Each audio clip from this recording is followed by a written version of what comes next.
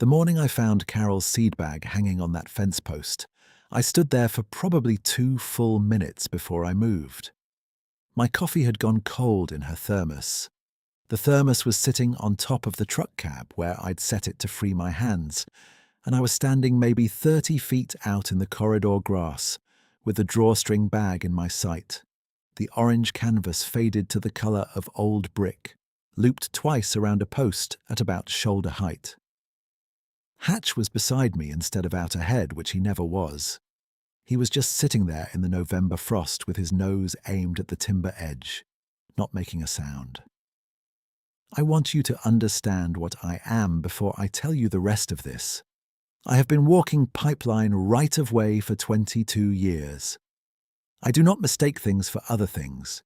If you need to know that before we go any further, now you know it. But to explain what that bag meant and what followed, I need to go back about 2 weeks before that morning.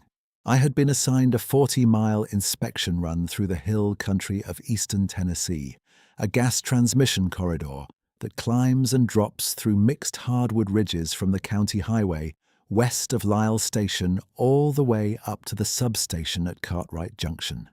The assignment was routine: fall vegetation overgrowth survey, marker integrity check, erosion documentation after the August rains. My supervisor, a man named Glenn Portis, had offered to pair me with one of the junior crew members for the trip. I told him I preferred to go alone. He looked at me the way people had been looking at me for 14 months, that particular look that is not pity exactly, but is something close to it. And he said, "All right," and initialed the paperwork without another word. 14 months. That was how long Carol had been gone when I pulled out of our driveway with the truck loaded and Hatch in the back seat on his old blanket. She had died in August of the prior year, a pancreatic diagnosis in May, gone by the middle of August, and the speed of it was something I was still trying to make sense of, or had stopped trying to make sense of, which is not the same as peace. We had been married 31 years. She had grown up 40 miles from where I grew up, and we had met at a Ruritan fish fry when we were both 24, and every year of those 31 I had come home from whatever stretch of right-of-way I'd been walking, and she had been there, and then she was not. I had kept working because working was the thing I knew how to do. I had gone back to the corridor 2 weeks after the service, which my sister Joan thought was too soon, and told me so plainly. I told her I was fine, which was not a lie exactly, and was not the truth either. The house had started to feel like something I was trespassing in. The kitchen was the worst. Carol had a way of filling a kitchen just by being somewhere in it. The radio on, some kind of project spread across the table. And after she was gone, the room was simply too large. I started eating standing at the counter. I stopped making the 2 cups of coffee I had made by habit every morning and started making 1. And then most days, I stopped making coffee at the house at all and picked it up in a gas station cup on my way to the site. The one thing I kept was the thermos. It was a green Stanley, old enough that the paint on the body had worn to bare metal at the seam. Carol had bought it at a hardware sale in Morristown the second year we were married and packed it in my kit every field season since. She had a particular way of filling it, a half-inch of milk first, then the coffee, which she said kept the milk from scalding. I had told her it didn't matter either way since both went in before the lid went on. She had told me I was wrong. For 30 years I had been filling the thermos her way, because she was not wrong, and I knew it. And after she was gone, I kept filling it the same way because it was the last daily thing I still did that was hers. My son, Denny, had stopped returning my calls 8 months after the service. We had an argument about the house, whether to keep it or list it, and the argument had gone badly in the way arguments go badly, when neither person is saying the thing that is actually wrong. I had said some things I should not have said. He had said some things back. After about the 3rd unreturned call, I stopped leaving messages, and by the time I loaded the truck for the Tennessee run, we had not spoken in 8 months. I thought about him every day. I did not call again. There is a particular kind of stubbornness that a man of my generation can carry without examining it, and I had been carrying mine like a stone in a coat pocket, heavy enough to notice and familiar enough to ignore. I brought Hatch partly because the assignment was a long one, 5 to 7 days at the rough estimate, and partly because he was 13 years old and had started slowing, in the way old dogs slow, and I did not like leaving him with the neighbour for that stretch. Carol had found him as a stray pup in Hatch County when she drove down to see her aunt, which was where the name came from. He was a blue-tick, broad-chested and calm, with the disposition of a man who has decided a long time ago not to be rattled by anything. He rode the back seat like a passenger, chin on the window ledge, watching the countryside go by. The work itself in those first 2 days was ordinary enough to be restful in the way hard physical attention can be restful. I was walking 50 feet on each side of the pipe trace and logging every stake, every marker, every patch of bank slump or silt migration from the August rains. I used a paper tally sheet on a clipboard, the way I had always worked, and a camera for documentation. The corridor through that stretch was old-growth edge, tulip poplar, and white oak on the ridges, some red maple in the hollows, and the right-of-way cut was kept to maybe 12 feet of mowed grass at the centre, with the timber pulling back to either side in a dense wall. In some places the tree canopy met overhead when the leaves were full. By November they were largely down, and the corridor ran like a pale, bare lane through the grey timber. I camped the first 2 nights at the equipment staging area at the Section 7 access road, a flat gravel pull-off where I set up a cot in the truck bed with a tarp over the frame rails and cooked on a small camp stove. There was a gas station with a phone at the county store about 6 miles back down the access road. I passed it both mornings on my way in and thought about Denny both times. Both times I kept driving. Carol's canvas seed bag had come with me by accident, or what I told myself was accident. It was a small bag, maybe 8 inches tall, orange cotton with a braided drawstring, and she had kept it in the side pocket of the field kit for the last several years of our life together. She had developed a habit on my longer runs of sending a bag of mixed seed with me, black sunflower and safflower and millet, and on my lunch breaks, she said I ought to throw a handful near the corridor edge for the birds. I had thought this was impractical at first. I am not a man who thinks about birds during a workday. Over time I had done it anyway because it made her happy, and because the birds, when they came, were company of a kind. After she was gone, I had found the bag still tucked in the side pocket of the kit when I pulled it off the shelf for the Tennessee assignment, and I had left it there. I had not touched it. I had not thrown any seed from it. I had not decided what to do with it, which is not the same as deciding to keep it.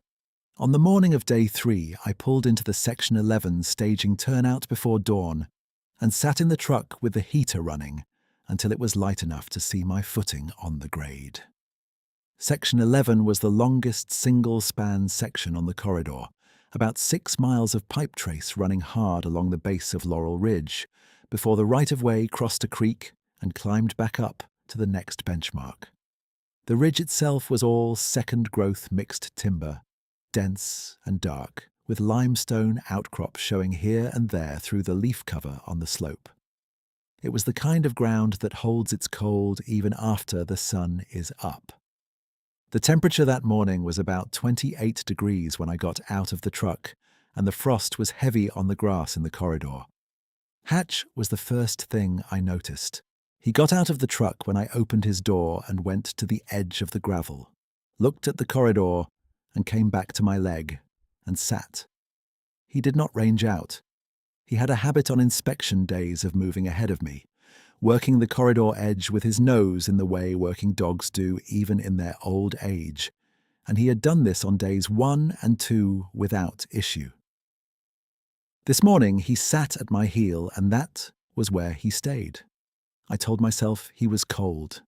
I told myself it was the frost on the grass, which dogs sometimes dislike on their pads in the early part of the morning. I scratched his ears and poured half a cup of coffee into the lid of Carol's thermos and set it on the truck hood for him to lick while I got my clipboard together. I worked the first 2 miles of Section 11 methodically, logging the markers, checking the grade on the south slope of the corridor where the August rains had moved some topsoil.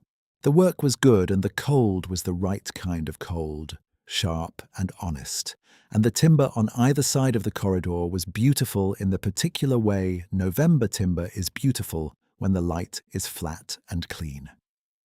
I found 2 markers that needed restaking and 1 section of silt fence that had blown down on the east side, and written it all in the tally.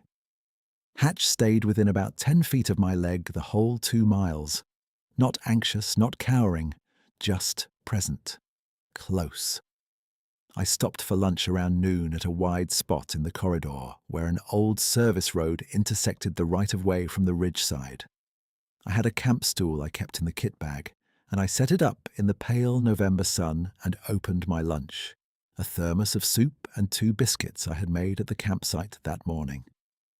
I poured a cup of soup into the thermos lid and set the biscuit wrapper on my knee and looked out at the corridor and the timber wall, and felt, as I had felt most of the days of the past 14 months, very much alone.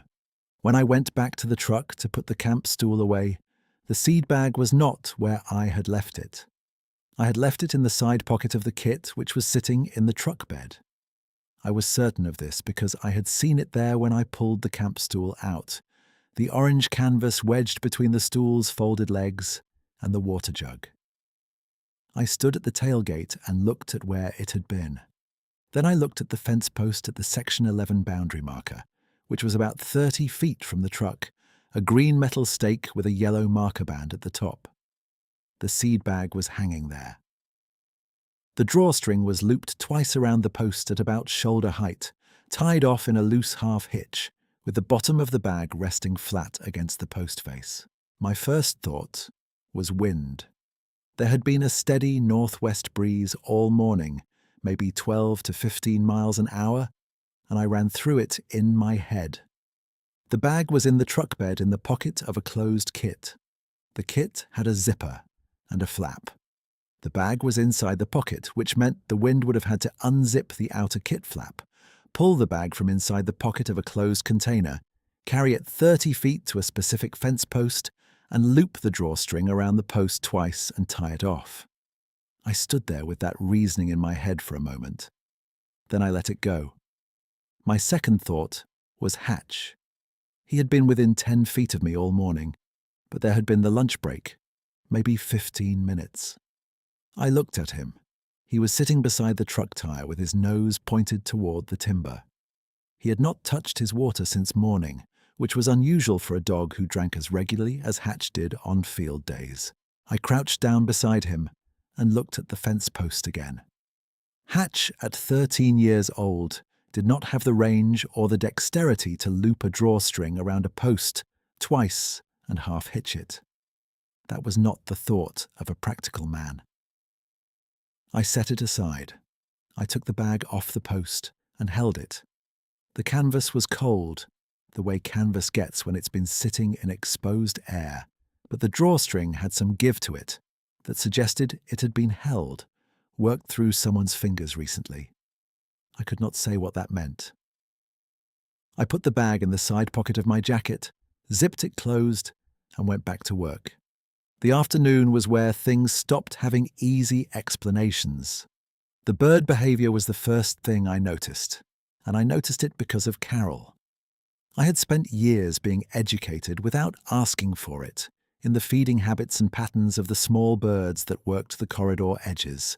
Juncos in late October, Carolina wrens all year, white-throated sparrows coming down from the ridge after the first hard frost. Carol had taught me what to look for, how the feeding activity ran heavy in the middle of the morning and again in the late afternoon, and how the birds went mostly quiet in the hours around noon and in the early afternoon. What I saw that afternoon was wrong. The corridor edge along the last quarter mile of Section 11 was busy with birds in a way that made no sense for the hour. Juncos and white-throats moving in short hops through the corridor grass. A pair of Carolina wrens working a fallen log at the timber edge. More birds than I had seen anywhere on the corridor that week. I stopped and watched. They were feeding. There was seed on the ground. I had not put seed on the ground. The bag was in my jacket pocket, zipped, and I had not opened it. I stood in the corridor and looked at the seeds scattered in the grass and felt something start to move at the back of my reasoning, something I did not have a category for, and I made myself be slow about it. I am a man who has made his living trusting his own observations. If I walk a section and write down what I find, my numbers have to be accurate or something expensive and dangerous goes wrong underground. I do not exaggerate. I do not invent. What I was looking at was seed in the corridor grass where no seed had been yesterday and none had been placed by me today. I documented it. I got down on one knee and looked at what was scattered there, black sunflower and safflower and millet, and it was exactly what was in the bag in my jacket pocket. Then the timber edge went quiet. Not gradually, the way sound fades at dusk, but all at once. The way sound stops when something large moves into a space. The birds did not flush. They went still where they were, the juncos in the grass, the wrens on the log, all of them motionless. And then after a moment, they resumed feeding, as if nothing had changed. Hatch sat down in the corridor grass beside my boot and looked toward the ridge. His tail moved once, slowly, the way it moved when he acknowledged something he had already known about for a while. I straightened up and looked at the timber edge. There was nothing there I could name. What I could say was that the shadows under the trees were arranged differently than they had been arranged 10 minutes before. One shadow at the edge of a cluster of white oaks was vertical and very still, and it was taller than any shadow on that slope had any reason to be. I looked at it the way I look at anything I'm trying to understand, without moving my eyes away from it, waiting for it to resolve into something I recognized. A tree I had miscounted, an outcrop of limestone shaped wrong. I went through the list carefully. It did not resolve. If you have ever been standing in a corridor of quiet ground and understood, before you had the words for it, that something very large was watching you from the tree line, without any intention toward you that you needed to be afraid of, then you have some idea of what I was standing in at that moment. I want to be careful here because I am not a man who makes large claims. I do not have a word for what I felt standing in that corridor with Hatch at my boot, and the birds feeding quietly in the grass around me. I have been looking for one for 6 weeks. I did not move for a long time. The light was going the way light goes fast in the hills in November, the pale flat gold pulling back up the corridor from the east, and the shadow of the ridge coming down from the west. And in that falling light, I watched the tree line without looking away from it, and the vertical shadow at the timber edge did not move. Then it did. It moved the way large things move when they have decided to move, not quickly, not uncertainly, but with a deliberateness that I recognized from years of watching the behavior of living things in the field. It came out of the tree shadow and into the corridor edge and stopped, and I saw it fully for the first time. I am going to describe what I saw the way I would describe anything I have documented in 22 years of fieldwork, as accurately as I can, and without adding to it. What I saw was very large, 8 or 9 feet of standing height, which I could measure roughly against the 8-foot marker post 30 feet to my right. The build was heavy in the shoulders and across the chest in a way that was not the shape of anything I knew. Dark, not black, but a deep brown that had gone dark in the fading light, covered in what I can only describe as heavy coat, not the coat of any animal I have worked alongside. The posture was upright and entirely still. The face I did not look at directly. I am aware that this sounds like avoidance. It was not avoidance. I could not look at the face directly the way you cannot look directly at a certain quality of light. My eyes went to it and moved away. What I retained was the impression of a dark and patient face that had been outside for a very long time. Hatch did not move. He was leaning against my boot, his shoulder against my shin, and he was not growling and he was not trembling. He was breathing slow and even, the way he breathed when he lay in front of the wood stove at home. I do not know how long I stood there. The light kept falling, and the corridor grass was silver-grey in the dusk, and the birds had mostly gone to roost without my noticing when they left. What I was aware of, more than anything else, was the stillness.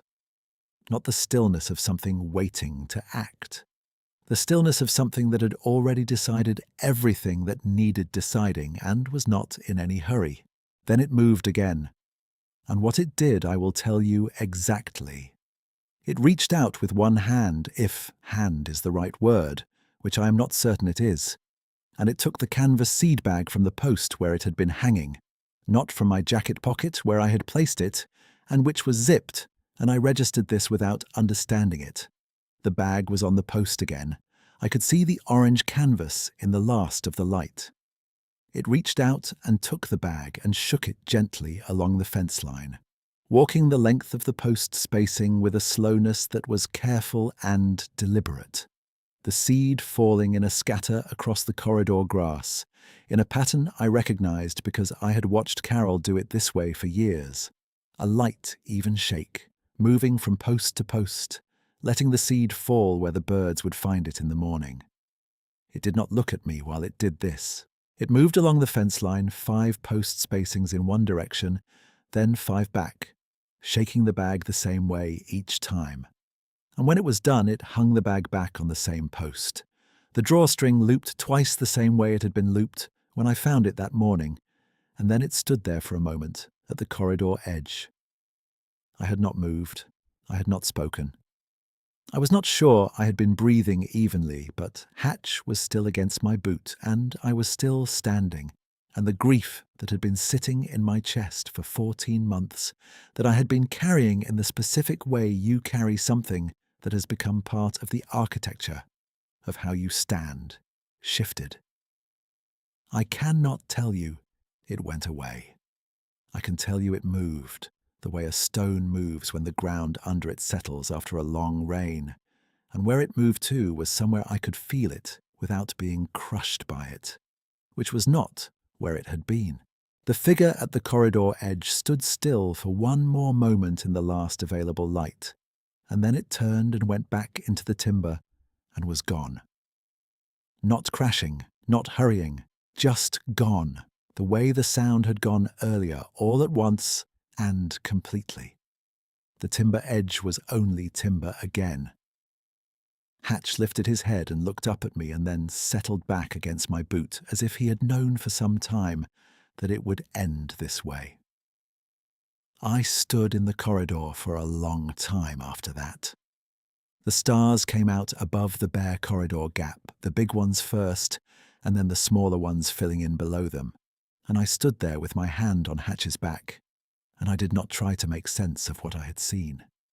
I thought about Carol. I thought about the particular way she had of shaking that bag, the light wrist motion, the way she would stop after a few paces and look back to see where the seed had fallen, adjusting the angle slightly. I thought about the orange canvas bag on the fence post in the morning light, which I had not hung there and which I could not explain, and I thought about what it would mean if something had been in this corridor before I arrived that morning, had watched me set up, had seen the bag in the kit and taken it to the post and left it there as something, I don't know, as a way of saying something I don't have language for. I have told this story twice since that night. Once to my sister Joan, who listened without interrupting and then said she believed me, which is the most she could say. once to you. I drove back to the staging area in the dark and sat in the truck for a while with the heater running. I did not cook. I did not make notes in the tally book about what I had seen, because there is no field note category for it, and there never will be. I filled Carol's thermos with water from the jug and set it on the seat beside me and sat with my hand on it, and did not feel as alone as I had felt at noon. In the morning, I drove the 6 miles back down the access road to the county store and used the payphone on the wall beside the door. The woman behind the counter looked at me while I dialed but did not say anything. The phone rang 4 times. I had already planned what I would say if Denny answered. A short, practical thing about wanting to talk, low-key, nothing that would spook him into hanging up. He picked up on the 5th ring and said hello in the careful way he said hello, when he could see it was my number. I said, "Hey, it's Dad." There was a pause, not a long one, and he said, "I know." I said, I should have called sooner. I'm sorry I said what I said." It didn't come out the way I had rehearsed it. It came out about half as long and twice as rough. There was another pause and I heard him breathe and he said, "Okay." I said, "I know that's not a lot." He said, "No, it's all right. I'm glad you called." We talked for about 12 minutes. Not about the house, not yet, not that morning. About how he was doing, how his job was going. About his daughter May, who was 5, and who Carol had loved very much. Before we hung up, he said he would come up in the new year, and we would figure out the house question together, which was not a promise about what we would decide, but a promise about how we would decide it, and that was enough for the day. I hung up the phone and stood there for a moment with my hand still on the receiver, looking at the parking lot and the bare ridge visible over the store roof in the morning light. The woman at the counter was ringing up a man in a work jacket, and neither of them paid me any attention. I went back to my truck and sat there for a little while before I started it. Hatch put his chin on the back of the seat near my shoulder. I put my hand up and scratched his ear. I finished the remaining miles of the Section 11 inspection that day and closed out the corridor run a day ahead of schedule. I wrote up the official documentation the way I always wrote it, factual, orderly, citing what I found and what action each finding required. The restakes at Section 11, the silt fence down on the east corridor, the erosion on the south grade. I did not include anything about the corridor edge at dusk on day 3, because there is no form for it, and there does not need to be. I think about Carol's habit with the seed bag differently now than I thought about it when she was alive. When she was alive, I thought of it as one of her gentle, impractical ideas that I had adopted to make her happy. I understand now that I had it backwards. The birds along the corridor were there every season because she was feeding them every season. The corridor edge in Section 11 was full of birds that afternoon because something had seeded it that morning. Something had known what the bag was for, had found it, had understood what it meant to hang it at the boundary, and had come back at dusk to use it the way Carol had used it, which is a sentence I cannot make rational and have stopped trying to. What I can say is this: I was a man carrying 14 months of grief alone in a pipeline corridor in eastern Tennessee. And something in the timber of Laurel Ridge had been watching long enough to know what I was missing. And on the 3rd day of my inspection, it did a specific and careful thing with a small orange bag of birdseed that broke something loose in me that had needed loosening for a long time.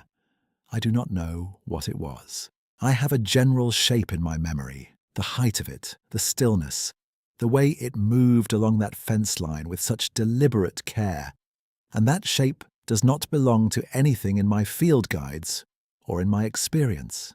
I have worked this ground for 22 years, and I am not a man who invents things, and I cannot account for what I saw. What I can account for is the morning after. And Denny coming up in January, the two of us sitting at the kitchen table in the house we had not decided what to do with, going through the decision together, May on the living room floor with a set of wooden blocks that Carol had kept for her. What I can account for is Joan asking me in February how I was getting on and answering her more honestly than I had answered that question in over a year. What I can account for is the small things, the way the kitchen felt when I started making coffee there again in the mornings, the cup I still make for no one that I set on Carol's side of the counter before I fill my own. 6 weeks after the Section 11 inspection, I was home, sitting on the back porch on a Sunday morning in December. The temperature was in the low 30s, and the sky was the particular pale grey of a Tennessee winter sky. Hatch was on the porch step below me with his chin on his front paws, looking out at the yard. Carol's thermos was on the porch railing beside my chair, where I set it every morning now, not inside in the cabinet, but outside where I could see it. The orange seed bag was on the railing beside the thermos.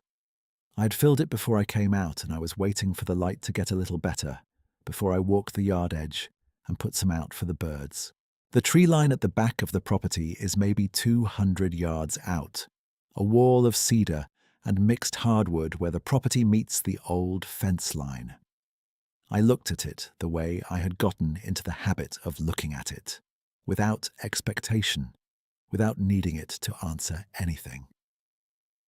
The grey sky sat on the ridge above the timber, and Hatch breathed slow at my feet, and the yard was quiet in the way a yard is quiet when the season has turned and the year is settling into itself. I had not seen anything at the tree line since Tennessee. I did not expect to. Whatever had been in that corridor was of that place and that timber, and it was not mine to keep or to call back. I picked up the seed bag and went down the porch steps into the cold grass and walked to the yard edge and shook the bag the way Carol had always shaken it, the light wrist motion, the seed falling even and soft in the pale December light. Hatch lifted his head from the step and watched me, his tail moving once against the wood. When I got to the end of the fence line, I stopped and stood there for a moment with the empty bag in my hand and the yard quiet around me and the tree line at my back. Some mornings, that is enough.